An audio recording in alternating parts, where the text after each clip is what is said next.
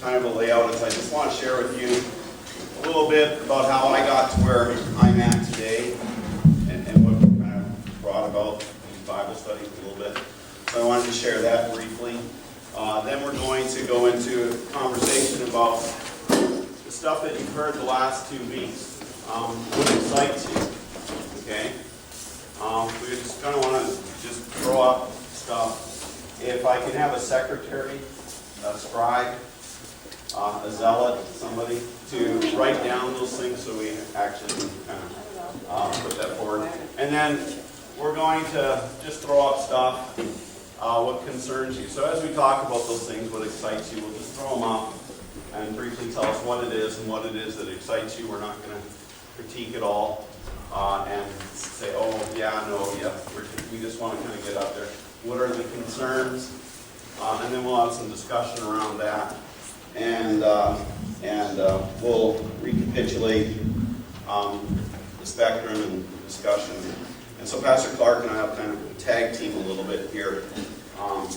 We haven't really worked out, you know, whether it's like world wrestling where you have to hang over the ropes. But let's have a prayer. Dear Heavenly Father, you are the author of all life, the author of our lives. You've given us a new name, a name that is above all, every name, a name that at the sound of it and at the name of it, all knees shall bow and all people shall come and praise and worship you. That name is Jesus. Jesus has been let loose in the world as the light of the cross and the tomb shine forth from Jerusalem, Judea to the ends of the earth. Jesus has been set loose. Use us as your instruments, as your people, out in our worlds, among our neighbors. Not to do mission for you, but to do mission with you. For you already are there. And so, Lord, we ask that you would bless our conversation this morning, our discussion, and our continued emphasis on where do we grow from here. Lord, that is our prayer and that is our request, that you would open our hearts and minds to where do we grow from here. In your most holy and precious name we pray. Amen. Amen. Okay. A few weeks ago you received a letter announcing these Bible studies from me.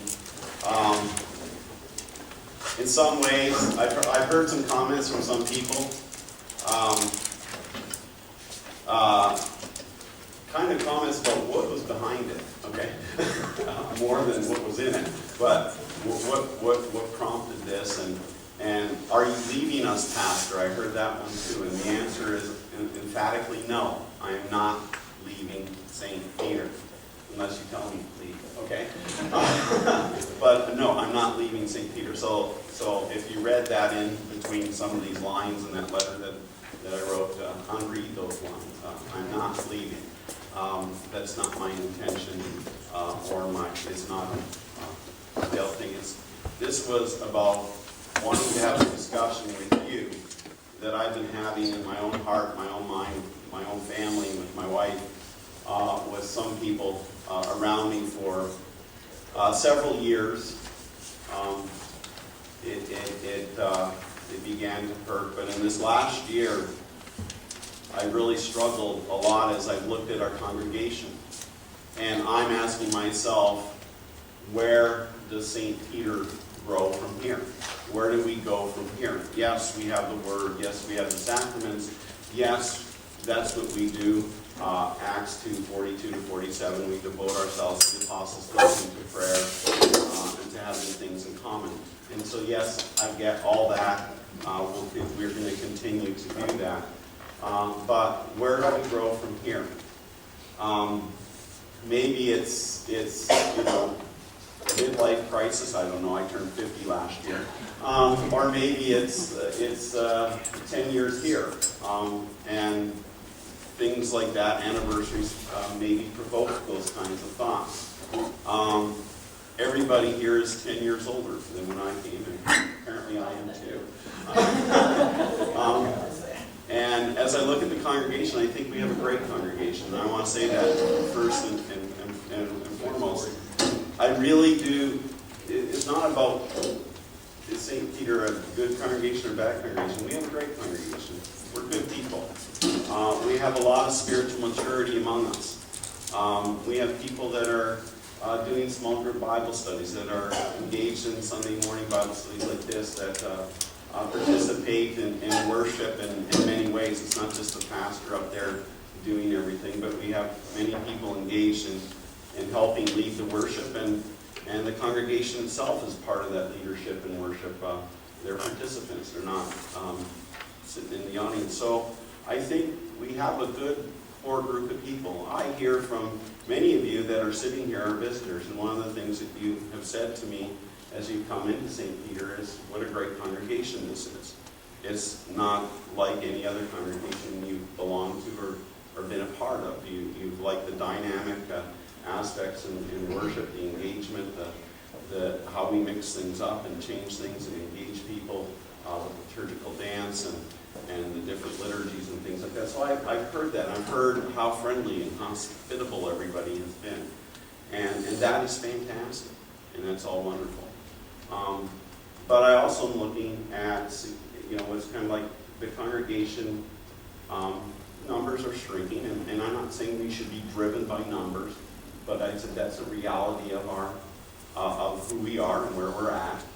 And, we're off here. When I first came here 10 years ago, and it's still, when people ask me where I'm a pastor and I describe it, the response is, oh, that nice little church in the woods. And that always it is, and it's true, we are a nice little church in the woods. But I want to be a nice little church in the community as well. In that sense, oh, that nice little church in the woods that does this with Habitat, that does this with Hannah's House, that does this, to be recognized that and engaged in the community as well. And I sense that, that we haven't been. You have on your tables here this sheet. The MLT went through this year, and how many of you have actually done this inventory? Just put up your hands briefly. How many of you? Okay. If you haven't done this inventory, tap on somebody's shoulder. We got 6 books there. We got the papers. We can do it. Take about a half an hour of your time. It's really helpful, and then beginning to understand it is really helpful. But we read through this book, The Colors of Spirituality. And it's really about how people experience God. And my native way of experiencing God is sacramental. Pastor Fingal's, yours was doctrinal, right? I think that's right. That is right. That's correct. Okay, and I wing to sensory, meaning my next strongest is on this side now. What does that mean? It means a lot of things, and I'm not going to go through it all right now. But it also means my opposite is sharing. For many years in my ministry, I've been part of congregations that, have done things and have been engaging in the community and the life. But I'm not the guy who goes out and preaches the good news on the corner of Main and 4th Street, that kind of thing. And I'm not the guy who goes knocking on doors like the Jehovah's Witnesses. I'm not that sharing side of me is very difficult, as it probably would be for many of you. But yet, that doesn't mean I'm in the hospital, somebody sees me in my clerical and says, hey, pastor, could I talk to you for a minute? That happens frequently.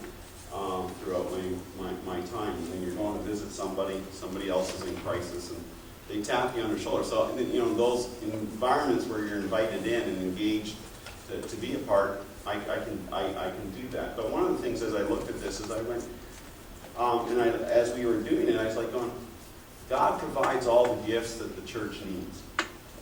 Okay? Don't have to be all of these things, is kind of what I said. I have my strengths, I have my weaknesses. You have your strengths and you have your weaknesses. But as I looked at things, what it kind of started tweaking in my heart was, quit beating myself up for not being the evangelistic pastor that a lot of churches kind of turning to reach out. Now, with that said, I'm going, how do we do that as a congregation? I do believe, as we've been reminded over and over again, that God provides the gifts that we need. But one way to get those gifts was to start this conversation. Jackie had been asking me ever since practically the end of last summer, Pastor, what's wrong, what's going on? And I said, I don't know. And a lot of it was I didn't know. I couldn't put it into words, and I'm still not doing a very good job at putting it into words, perhaps even today. But I struggled with it, and I spoke with, I talked a lot with my wife, and she would shake her head because she's like going on. But she did have some insight, and I've been reading some books and things like that. I talked to Pastor Clark in January because everybody likes to know what's going on with Pastor Clark. Including Pastor Clark. Including Pastor Clark, which is usually, hey, Pastor Clark, what's going on with you? And he goes, I wish I knew. And so that's really what it comes down to. But one of the questions he asked me in January is, where do you see St. Peter going? As I wrap up my dissertation, I leave and go to St. Paul and all that kind of stuff. I'm just curious, Pastor Borger, what do you see? And I said, well, I've been struggling with that myself, and I really think we need to figure out how to re-engage the community around us. And I'm not sure how to do that. And as I talked about that, he's like, oh, well, those are some, that's the kind of stuff I did on my vicarage at Grace Lutheran, and we did this and we did that, and that's a thing. I said, well, in 3 or 5 years or so, I could see us maybe trying to get a grant or something like that, to call somebody, maybe a director of outreach, maybe another assistant pastor, maybe somebody who could maybe help lead, guide us, and direct us in making those connections within the community, developing those relationships, and doing that. Because, as we said over and over again, mission isn't done the way it was done 50 years ago. We can make everything pretty and perfect inside this building, but people aren't going to come in and go, oh, what a beautiful building. They're not going to come here. We have to get shoulder to shoulder with them. In the community, and I don't necessarily still know how to do that. I know all the principles and the ideas that Pastor Clark has presented. We talked at length about those things.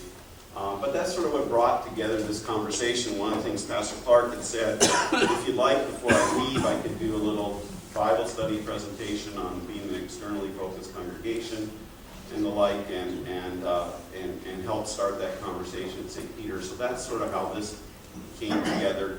And then other things started to kind of come together as soon as I was able to begin to express what was going on. We found out there's a lot of other people thinking some of the same things about being an outreach, focused congregation, externally focused congregation, and concerned about that and how to engage that, etc. So that's sort of what brought us to a couple of weeks ago when I finally put this all together and we sent out this letter inviting you to hear. So you've heard for 2 weeks. You've heard some good stuff, I think, and a lot of it after week 1, one of the things Pastor Clark said was, does this all kind of make sense to you? Yeah. And a lot of you are kind of going, well, it's not rocket science. Of course, what you presented is reasonable and sounds good. I don't know if you know, but he spent 10 hours preparing that study for week 1, 10 hours, for preparing something that you guys all said, well, yeah, no brainer, Pastor Clark, it was a big deal.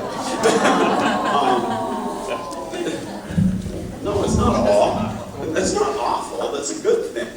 That's a good thing. That's actually a good thing. That it did come across as a no-brainer in that sense. And then last week he kind of laid out some stuff for us to think about in terms of sharing the word, building community. I got my cheat sheet here. sharing the word directly, sharing the word indirectly, what's the starting point, building relationships, inviting to community efforts. He talked about being more intentional about being ambassadors at certain things, having people that are engaged in being ambassadors, and that he actually challenged that everybody in the congregation at some point should do that formally as well as informally. They should formally kind of be a part of that. And so new targeted efforts, he talked about thinking locally. He talked a little bit about the demographics and and how people think a little bit, what's out there, and some of the underserved areas perhaps. He talked about just the different generations, etc. He talked about some of the things that we're already doing. Talked about extending our social network and the like to individuals getting out in the community, meshing church and the world. How does that look? And we don't exactly know how it looks. Amplifying the social network within the church as well. Being more deliberate about what contacts have been made, who needs what gifts need to participate, particular needs, etc. All those things. So basically, that's how we got there. Today, now I want to spend some time. In all of that conversation, what excited you? It's your turn to talk. What excited you? Yes, Samantha. Building relationships. Okay, building relationships. I think that's probably one of the biggest things, even though we do community outreach, even though we have the sauerkraut supper, we have the Easter egg hunt, we have whatever it is, unless there is a relationship, they're not coming back again unless it's for the free. So building relationships and making that connection that we do certain things, but what is lacking in there is building relationships. Yes. I don't know, I hesitate to call it an epiphany, but I don't know what else to call it. It is that when you are building relationships and when you are searching to meet people and to help people and to come alongside them, know that Christ was already there. The work's not up to you, you're just kind of there to facilitate. That was part of the centerpiece of what I was preaching on Easter Sunday. Mark's gospel ends with they're afraid. But the message is he's going ahead of you. He's already there. And that kind of like, whoosh, if Christ is already there, then I get to just kind of go out and identify at times where I see Christ. I've been doing that a little bit at times, just in my own comings and goings, pointing out to people when they're telling me something in their life, and I go, oh, that's just like our Christian message, and is death and resurrection. That's what you're talking about. And I started that last summer. Remember when I sang there's really one story? And that's part of what I'm saying is there's one story. Sometimes it's just identifying what that one story is. What else excites you? Amy? Opportunities to sustain those relationships through communications, all different kinds of things, but the whole sustainability of that is something that's really resonating with me. In what way? So that if we have, people coming to the Easter egg hunt, for example, we go through great pains to get registration information. And how do we continue to connect with those people after that event is over? That's just one example. But to me, that's like, we have them, so how do we get to know them? How do we build a relationship and sustain the one that's already gone? Okay. So maybe looking at things, different motivations behind why we do what we do. And I think that goes along with those things is the whole idea of partnering, intentional partnering with other groups in the community who are already, engaged.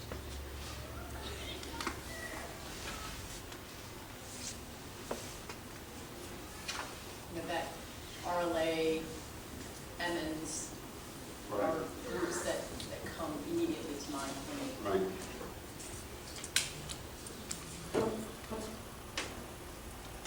Pastor Nielsen? Well, we're building relationships with people we already are like us. And there just aren't that many people like us. So that the entertainment venues in the community are the biggest venues that exist. The biggest entertainment venue in this town is Notre Dame football.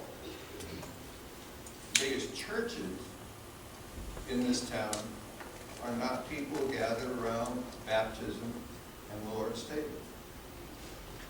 They're people who take those things and make them disappear.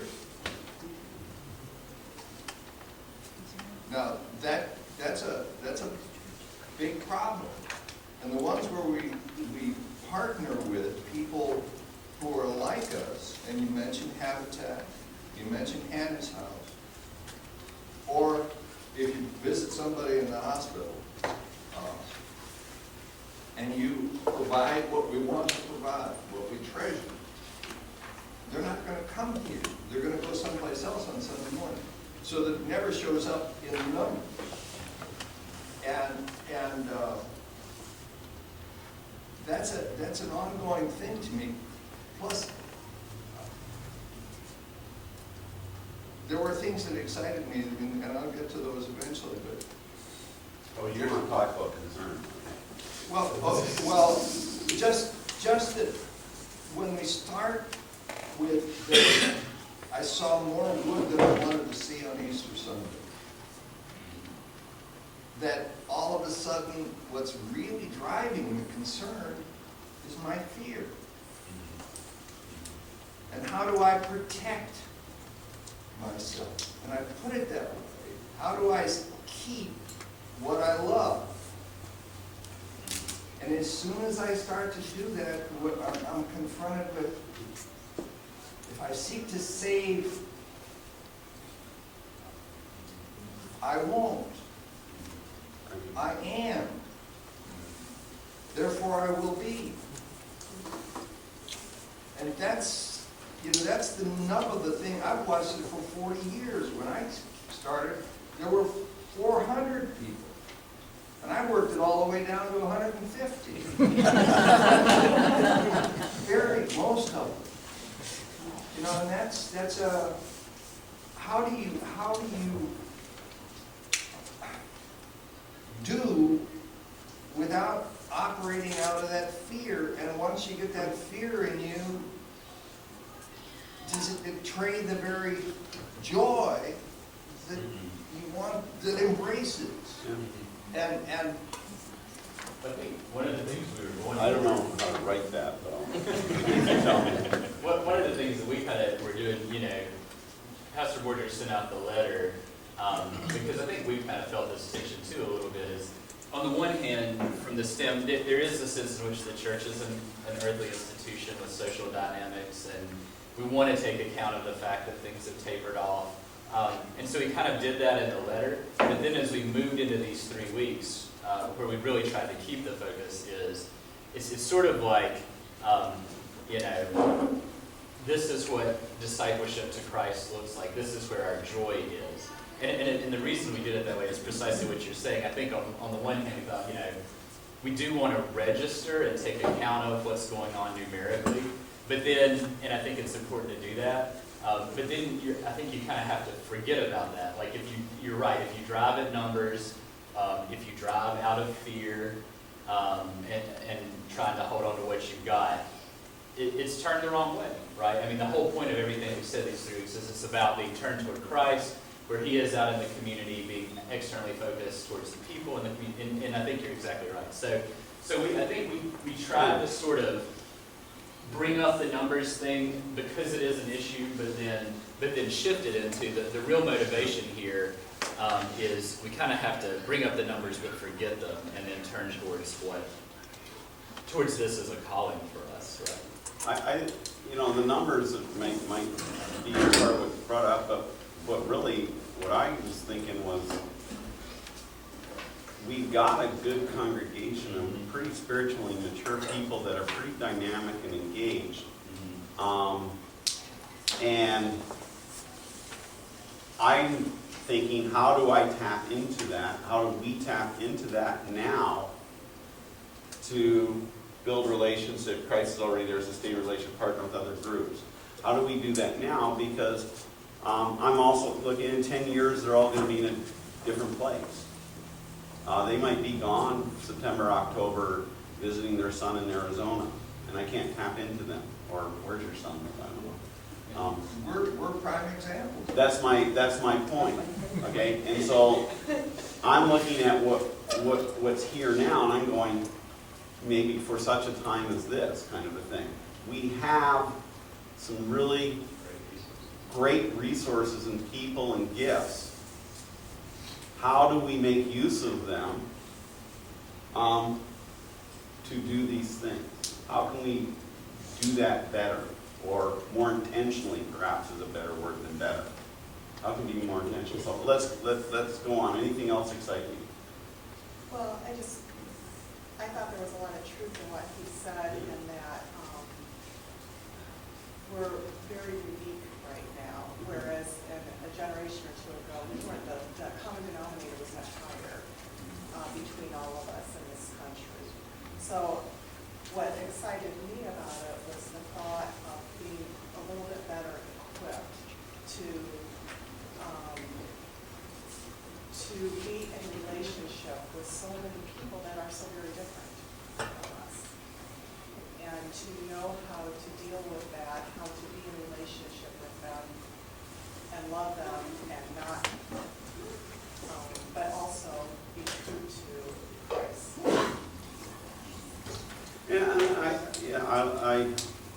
The equipping thing is very, very important. We live in a different world today, and it's changed radically just in the last 45 years. Again. Just one thing that excites me, I thought Adam last week did a neat job of zeroing in, be able to give a reason for the hope. From practice, saying, what is your hope? And being able to say that clearly instead of come to my church. Right. This is where I rest. This is where I'm anchored. This is where my joy is. Everything else is a question mark. But man, that point at the bottom of that dot is the cross, and it is solid. It's everything. And how do you say that and give that to somebody? And I think, again, when you give it to somebody, when we go to visit the widow 2 houses down, or the person who back, these are pastoral calls we made in the last week. 2 houses the other way, who is in the midst of huge transition. It doesn't show diddly for St. Peter. And I would think that we're all being churched. I assume we're all being churched that way in every place we can. But it's just seeds sown into the vast field, and you have to, hey, Lord, I don't see anything growing around me. But, Well, yeah, and again, but give a reason for the hope. I think that's a hard thing for people to do. I think it's hard for all of us at times to give a reason for the hope that dwells within us. Because most often it is, well, where do you go to church? I go to this church. Oh, okay, and that's the end of the conversation. And it's not even about inviting, but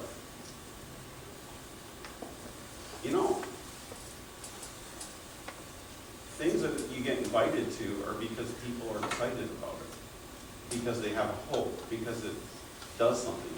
We don't know. I don't think we necessarily are equipped to do that. And I'm not saying that everybody we invite is going to come, or everybody we share our hope with is going to come, is going to show up numbers here. It shows up in numbers in the universal church, and the Holy Catholic Church. It shows up there. But there's no reason to think it can't show up here as well, in the visible church. I mean, I think there's a tension there. And so, build those relationships. Yes? Sorry. Lydia just brought up a really good point. Well, Lydia, what's your point? I want to hear it from Lydia.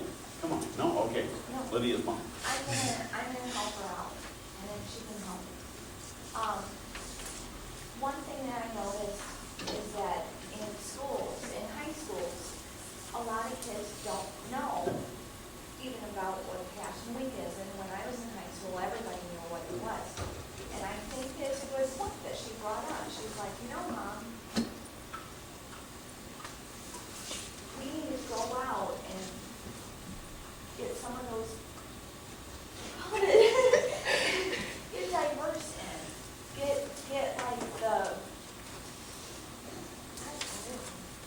Our culture doesn't know the story and anymore. bring it into schools. Now, I don't know how to go into schools, but, equip the kids and they can bring it in. I'm not sure how, but, those kids need to learn because they don't,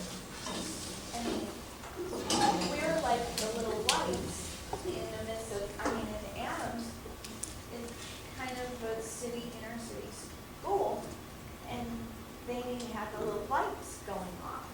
Well, and I think you're hitting on the point that our culture is different.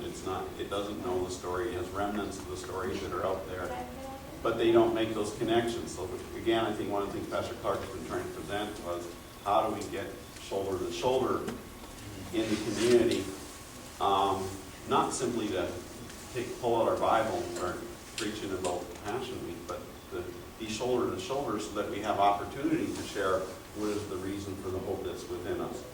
Okay, Sandra and then Vicki. Sorry. Just another facet of this whole thing that I think is different in this generation is that there's more antagonism. I don't think that there was the antagonism towards Christians that there used to be.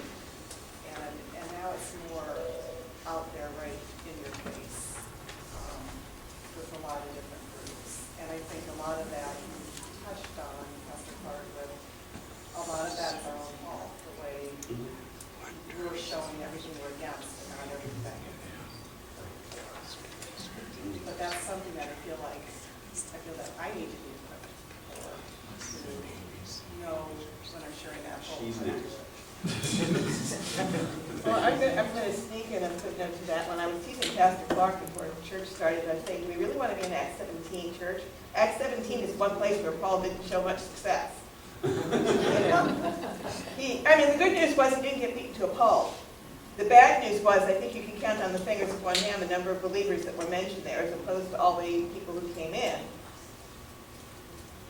The antagonism may not be such a bad thing. You look at Ephesus, you look at Corinth, you look at Philippi. They voted one of the 10 most popular visitors to town in any of those places, but that's where church is formed.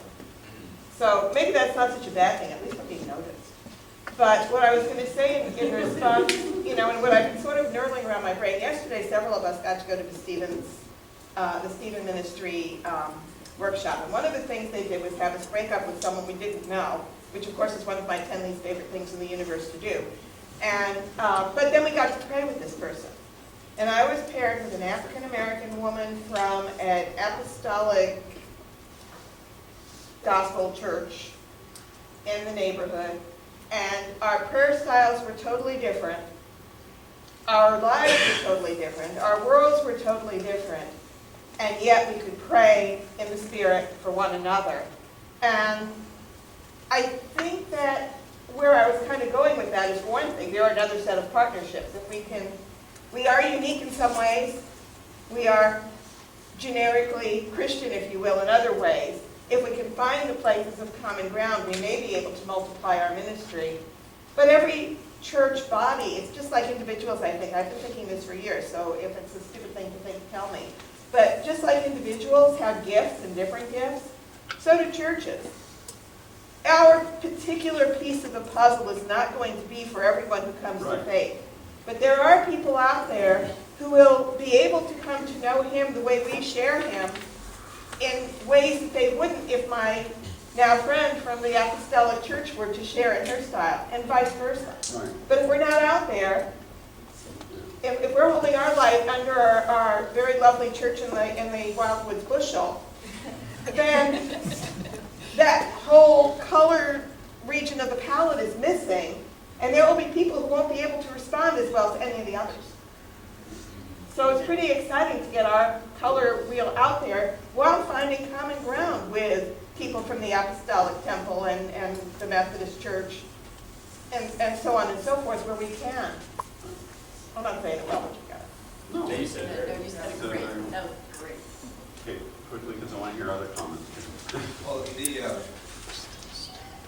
people don't know the story. I agree. That everybody knows the difference between this and this.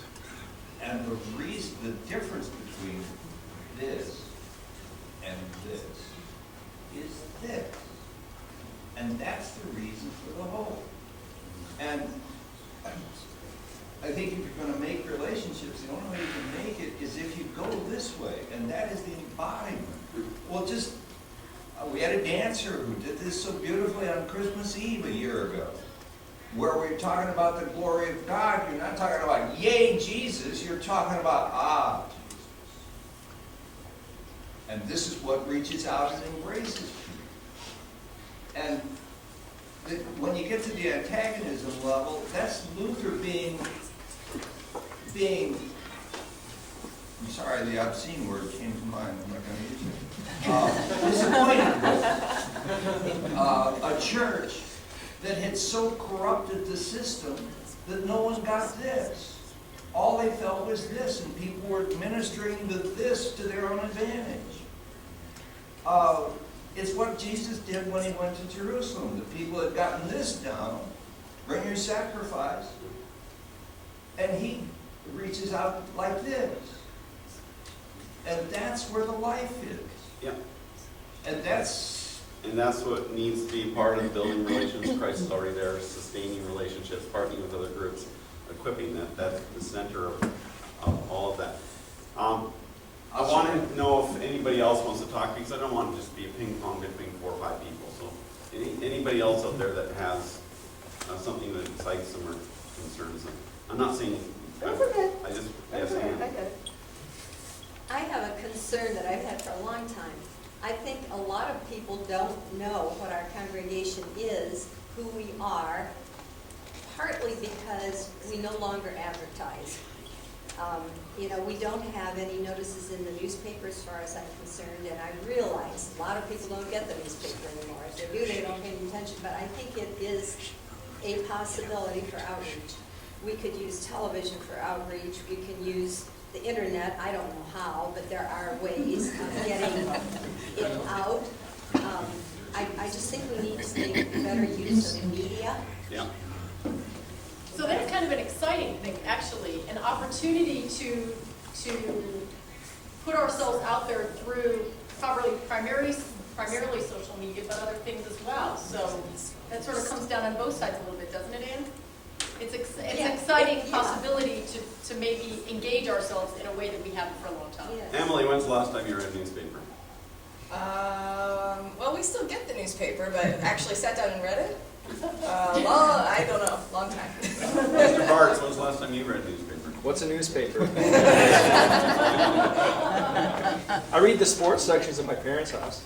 There you go. That's your parents. You girls and Josh, when's the last time you sat down and read a newspaper? Friday, okay. Did you see any ads there for churches? No. When's the last time you were on Facebook? When's the last time you were on Facebook? I don't have Facebook. You don't have one? When's the last time you Instagram? Snapchat? Use the email. Email? Text message? Yeah. when did you tweet what? The whole was. Well, my point is that is something that is very underutilized. and we need to learn how to use that. And touching on Jackie's point about an opportunity, I mean, one of the nice things about social media is you can advertise without paying for it, doing it in a way that's more interactive, right? Because you actually can respond and generate. So I think there actually, in some ways, there's more opportunity now for stuff that's not just a pitch, but actually building community virtually. And he talked about that virtual community is a piece of that pie. Yes, there, Mike. For those of you that have met me so far, my background has been in marketing, and you know, as Pastor Clark just said, the best kind of marketing, best kind of advertising is the ones you don't have to pay for. You know, word of mouth is the best or worst kind of advertising. But when you get into marketing, yeah, you know, you can spend all this money in marketing, and that's all fine and good. But the thing that's most important to remember is marketing is not like one person that's a director of marketing. Marketing is all of us. We are all part of the marketing effort of this church. You know, I have worked in, you know, my background was in senior communities, and I used to always emphasize to everybody that worked there, you are all part of the marketing effort. If you're standing in line at the Kroger and you bad rap our facility, the people behind you hear it. You know, and that is the word of mouth. So, you know, as Francis of Assisi says, and you know, Pastor has heard me say this when he's been at our house, is you know, preach the gospel at all times, if necessary, use words. We market this church by our everyday action. We are not part of this church on Sunday mornings for 1 hour or 2 hours. We are part of this parish, of this church, 24/7. By the way we live our lives, the way we treat our neighbors, you know, the people we reach out to, especially if they aren't part of our community. So again, just remember that, you know, you advertise who you are, what kind of Christian you are, what kind of faith member you are by how you live every day. And that's the best or worst kind of advertisement for St. Peter's. Sounds like an externally focused church. I think I saw it. Randy, did you have a hand up?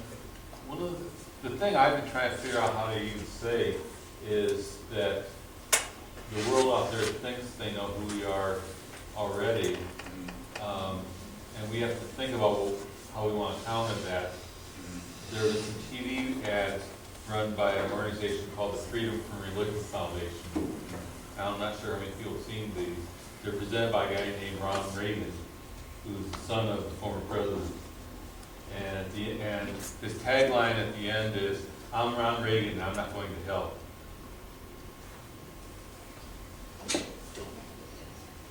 And you know, this is very forceful,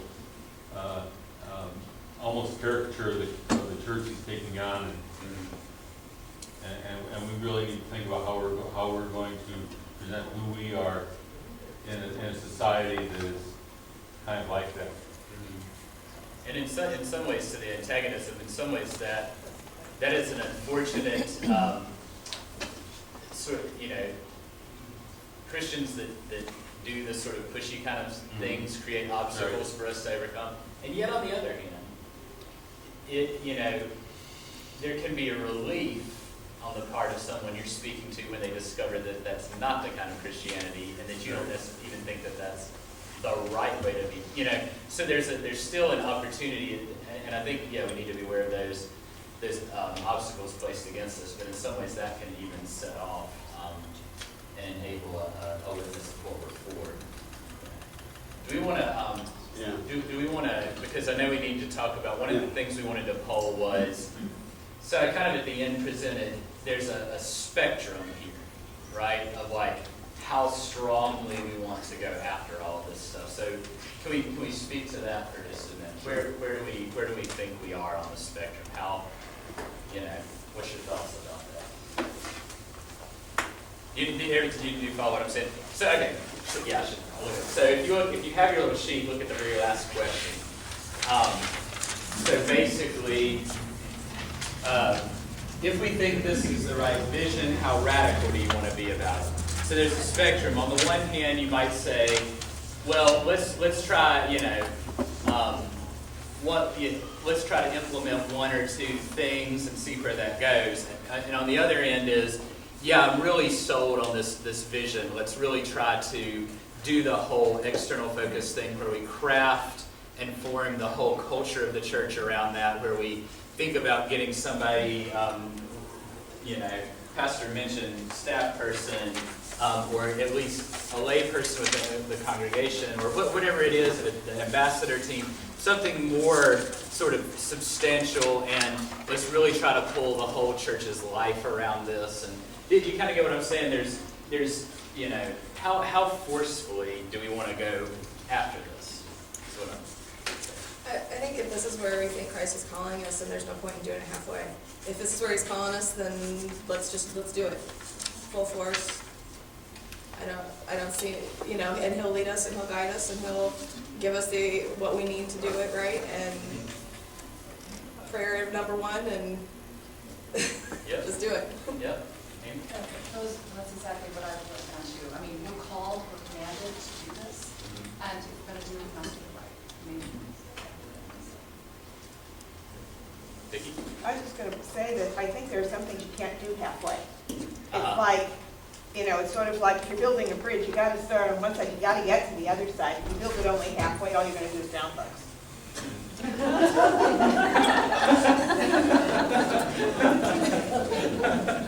Bruce.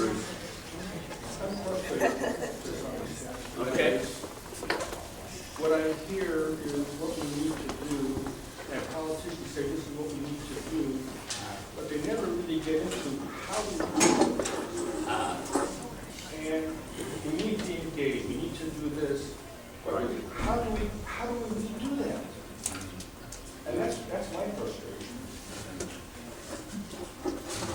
Ron, you had your hand up? Yeah, I got that letter this week. And the way that read, there's already been some kind of plan set up that Rocky's position is no longer necessary. And I haven't heard of a specific plan that you're looking at to set up to accomplish this. Now, I've had two wives, both involved with different churches, and they wanted to make changes. In the first church, she'd been organist at, and I fired her because they were going to, she was the organist, they were going to go all band, whatever you call it, crazy. And they didn't need the organ anymore. And that church went downhill because they were trying to make changes, and ended up, most of her friends and stuff left that church. And the minister, they couldn't find the treasurer, and the minister took over and ran off with money. And they bought some land, and we're going to build in the midst. I'll let Jackie speak to that. I want to help with this one a little bit because I hear and understand concerns about, okay, if we're all in, and I'm getting that sense Sandra whispered to me before she left. She said, Jack, the fields are ripe. Now is the time. We have an opportunity here in our community to really share Christ in a way that we haven't had an opportunity to in a long time. But we do need to know how we're going to go about doing this.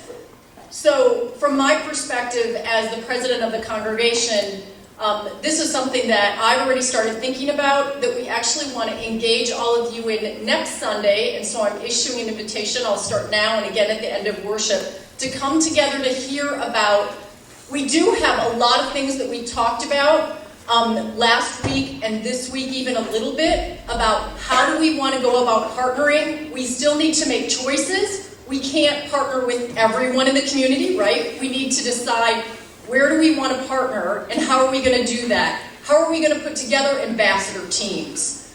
How do we want to engage in social media and what's going to be the specific plan for doing that? Because I can't do that. I don't even know how to tweet.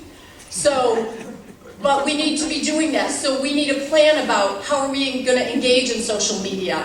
And so I think that the mission leadership team is going to be working on this in the very short term, and hopefully we'll have something more specific to put together and present at the voters' meeting in just a few weeks, in about 3 weeks. So saying today, this is a great idea, is kind of, for me, and the pastors are saying, let's put together a plan. So at the voters' meeting, we can present at least the beginnings of where are we going to take this. So that's, at least from my perspective, what this is about. Hearing, yes, we think we ought to be engaged in our community in a more intentional way, is the thumbs up for the MLT and our pastors to say, let's put that plan together. So we're not saying today that we're spending money or going out doing things. This is our okay to take that next step to put a plan together. Okay? Still didn't answer my question of what the plan is, that you would be taking action, like getting rid of Roxy. The way the letter read, you were bringing someone on, hiring somebody or something to do. I have the letter here. It says creating a new position. Yeah. That's a far more, that's been something that's been discussed amongst not only the MLT that I currently lead, but MLTs before that, in terms of, so that piece didn't come out of these conversations. That's been a far longer term situation, and the need for not a secretary anymore, but more of a parish kind of administrator, congregational administrator. I'm not, nobody's come up with a name yet. So that's not, that piece I think will go with this very well, but that didn't come out of this. Okay? So I don't know that, we're not looking, and I think somebody said it earlier, about, I think Pastor did, we don't intend to change who we are as St. Peter in terms of the fact that we're a liturgical Lutheran LCMS church. We're not looking to do that. It doesn't mean that we might not add some things, but we are who we are, and it's who God has called us to be. So the question is, has God also called us to engage our community more intentionally? Yeah, but why are you making those changes even before you have a plan in place? If you had somebody lined up to do what you said, it'd be different, but you don't have anybody lined up to do a different way in secretarial. So why don't you wait until you have somebody lined up and then take those actions? And the second thing I was going to say is, I think personal contact won't work. I know my wife my first wife was grabbing at straws because she knew she was going downhill and turned to religion to try to comfort herself, and got involved with another church member going door to door, knocking on doors, and got kicked out of the police out of the trailer parks for soliciting. Yeah. And the other wife, my late wife, Mama, their church is for sale because they tried to change everything and it didn't go over. And I don't know why make the changes ahead of time before there's an actual plan. Now, the only way I know personally that works is if you're single, get married and bring somebody into the church. That's a good Lutheran strategy. Have babies and baptize. Okay, we're going to have to wrap it up real quick, so Nick, I mean, if you have a...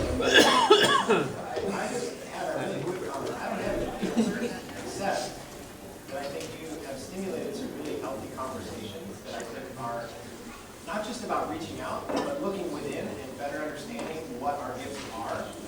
And I really am grateful for some of the comments that I got to hear today from all throughout the group. So I hope at the very least we keep this series of conversations going, because good things will, I believe that good things will come from it. And can I follow that up with one really quick thing to Bruce's point? I think that when you think about how is this going to happen, I would say two things practically. One is you don't want to rush into it. In fact, I would foresee St. Peter taking time between now and even sort of moving towards Rally Day, you have to start by getting out into the community, and I talked about this some last week, and figuring out where the open doors are, right? So you can't sit back and say, well, I think this ministry might work, or I want to do that. You do that in an initial way, and you might take on a few sort of trial things, but you have to kind of, all of this is organic and has to emerge by sort of testing the waters in different ways and then honing in on something. In terms of the other side about the sharing and the equipping and all of that, I think that there are basically two strategies to go with there. One is you bring in a staff person that does that. Another is you bring in someone who, there are lots of people, there's an outreach person at the district office, there are other folks who sort of specialize in that area of teaching. And they sort of give little jump starts and do specific teaching on things. It's not as sustained as if you have a person either on staff or people within the congregation that are gifted in that, but you have to find some sort of person that has the equipping knowledge that you need and also the passion and the skill set to do that equipping. So I think those are kind of the pieces. It's a testing the waters plan along with someone who can help do the equipping. I don't have all the answers of who, what, when, where, why now. We're going to have to get to worship here soon.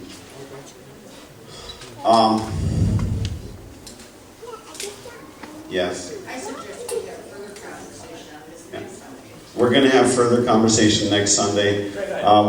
Do we have a sign-up sheet or something? Yep. We're going to pass around. We're going to have individual tables, and we're going to continue this conversation.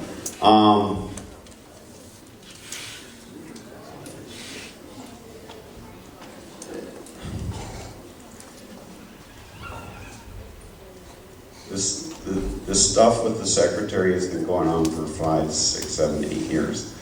This is not. It's a separate issue that happens to come along here.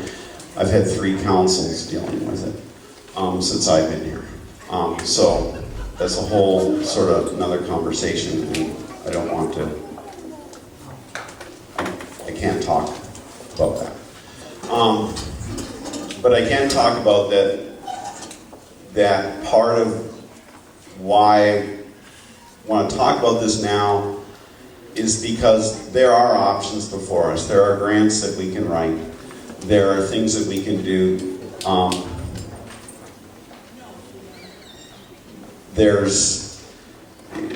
Quite frankly, Pastor Clark doesn't know what he wants to do with his life either. And that's another component of this options as well. If he's going to stick around, is there a way that we can use him? If he's not going to stick around, obviously we wouldn't use him. So there's another possibility and option there to use Pastor Clark to help with some of this stuff as well. Don't know how much of an option that really is, but everything is sort of on the table to think about how we can. We're not going, I don't anticipate us changing our worship and things like that in radical ways, because I think it's a way of, I think partly we need to explain to people to give a reason for the hope and what you get out of worship. I've heard people say to others, well, our church is a liturgical church, so you wouldn't want to come here. But I love it at my church.